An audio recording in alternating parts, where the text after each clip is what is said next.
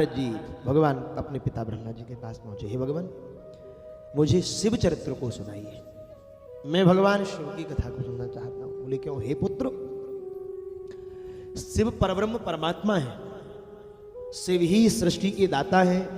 जब कुछ नहीं था, न सूर्य थे, न चंद्रमा थे, न दिन थी, न रात थी, तब भी वही थे, उनके अतिरिक्त इस सृष्टि में कुछ नहीं था।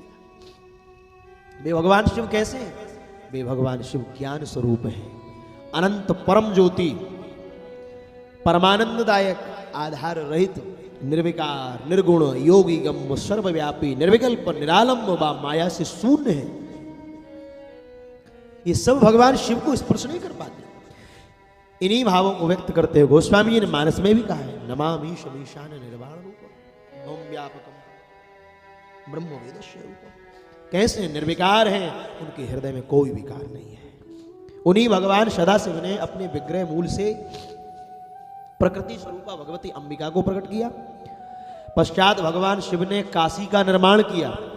काशी को कहते अभिमुक्तिष्ठ क्षेत्र, अभिमुक्त क्षेत्र, और इसको अभिमुक्त क्षेत्र कहते हैं क्योंकि प्रलय काल में भी भगवान शिव काशी को अपने सानिध्य में रखेंगे। प्रलय हो जाएगा तब भी काशी का नाश नहीं होगा।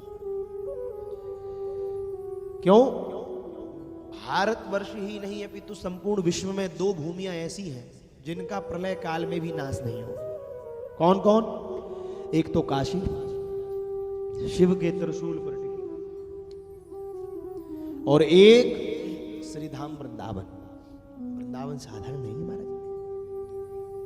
वृंदावन के संबंध में लिखा है सब तीर्थ हैं, पर वृंदावन तीर्थ नहीं है। वृंदावन तो ठाकुर जी का घर है भैया। वृंदावन भगवान की वेणु पर आधारित है। और लिखा है महाराज जी, हमारे वृंदावन चरितामृतम में लिखा हुआ है, वृंदावन अष्टकमल है और अष्टकमल पर प्रिया प्रियतम आज भी नित्य विहार कर रहे हैं। इसलिए भगवान कहते हैं इस शिव काशी से मेरा कभी भी विछोड़ नहीं होगा। आनंद का हेतु होने से काशी का एक नाम है आनंद वन।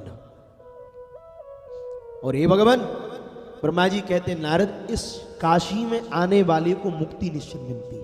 कैसा भी जीव हो, काशी में आकर जिसके प्राणों का त्याग होता है उसकी मुक्ति जरूर होती है। स्वयं भगवान शिव उसको अपने नाम मंत्र की दीक्षा देते हैं।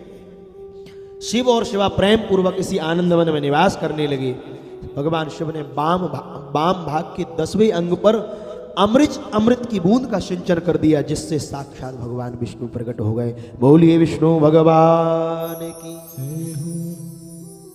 जैसे भगवान विष्णु प्रकट हुए, भगवान शिव ने कहा आप व्यापक हैं, इसी से आपका नाम विष्णु होगा, क्योंकि आप व्यापक हैं।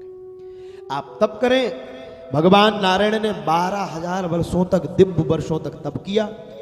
तब भगवान को बोध हुआ नारायण दीर्घ काल तक जिन्होंने जल में शयन करते रहे, तपस्या करते, तब भगवान नारायण के नाभि कमल से ब्रह्मा जी का जन्म हुआ। नाभि से कमल उत्पन्न हुआ, उसमें असंख्य नाल दंड थे। उसकी कांति के कनेर के फूल के समान पीले रंग का आकार था। उसकी लंबाई और चौड़ाई अनंत योजन की थी। वह करोड़ों सूर्य के समान प्रकाशमान तथा दर्शनीय था। इसलिए वो कह रहे हैं कोटि शूर प्रत्येकाशमा सुंदरम तत्व संयुतम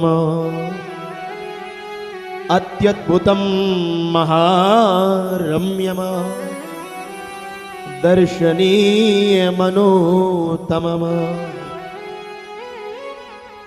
उसी नाभि कमल से ब्रह्मा जी का प्रादुर्भाव हो गया।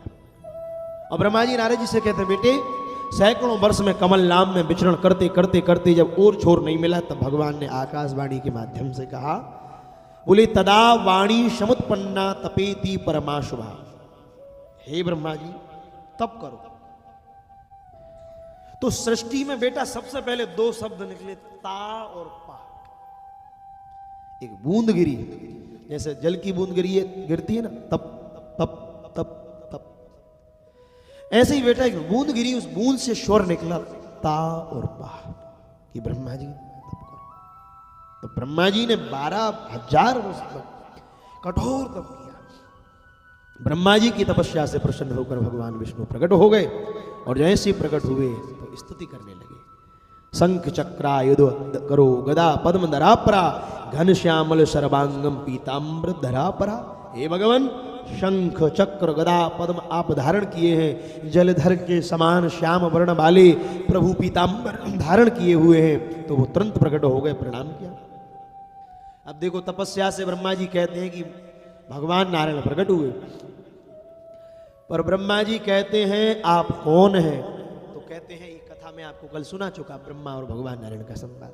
बोले दोनों में आपस में संवाद होने लगा, और संवाद करते करते जब दोनों आपस में, वो कहते मैं बेटा हूं, वो कहते मैं पिता हूं, तो कहते कहते बोले भगवान शिव, जब शिव की कृपा से वहीं एक लिंग की उत्पत्ति हो गई महाराज। तो उसी लिंग की पूजा से और जोर नहीं मिला। तो भगवान विष्णु कहते हैं बेटा, ब्रह्मा जी नारद जी से कहते नारद, उसी समय से सृष्टि में लिंग पूजा प्राधान हुई। तो लिंग पूजन के लिए ब्रह्मा जी ने विश्वकर्मा जी को उपदेश किया कि मेरी आज्ञा है, विभिन्न विभिन्न शिवलिंगों की पूजा सृष्टि में होगी। कौन कौन? इंद्र कौन सी शिवलिंग की पूजा करेगा? बोले पद्म राग से बनी हुई लिंग की पूजा स्वर्ग में इंद्र करेगा। कुबेर को स्वर्ण की लिंग की पूजा का अधिकार दिया। धर्म से कहा, बोले जाओ पीत वर्ण के पुखराज के शिवलिंग की तुम पूजा करोगे। वरुण से कहा, श्याम वर्ण के मणि की पूजा करोगे। भगवान विष्णु से कह दिया, इंद्र नीलमणि से बनी हुई लिंग की पूजा आप करोगे। लक्ष्मी जी से कहा, आप, लक्ष्मी ने कहा भगवान मेरे लिए भी, बोले जाओ स्फटिक की शिवलिंग की पूजा आप करोगे। इंद्र नीलमयम विष्णु ब्रह्मा हेममयम तथा। ब्रह्मा जी से भगवान शिव ने कहा, हे ब्रह्मा, सुवर्ण की शिवलिंग की पूजा आप करोगे। ब्रह्माणी रत्नमय शिवलिंग की पूजा करेगी। अश्वनी कुमारों से कहा, तुम पार्थिव शिवलिंग की पूजा करोगे। देवी भगवती दुर्गा से कहा, तुम मक्खन की शिवलिंग की पूजा करोगे। और योगियों से कहा, तुम भस्म की शिवलिंग बनाओगे। तब कहा, हे नारद, शिवलिंग के स्थूल और सूक्ष्म में से दो रूप है। जिसको शिव के निराकार रूप का ज्ञान प्राप्त हो गया, वो भगवान शिव को प्राप्त करता है।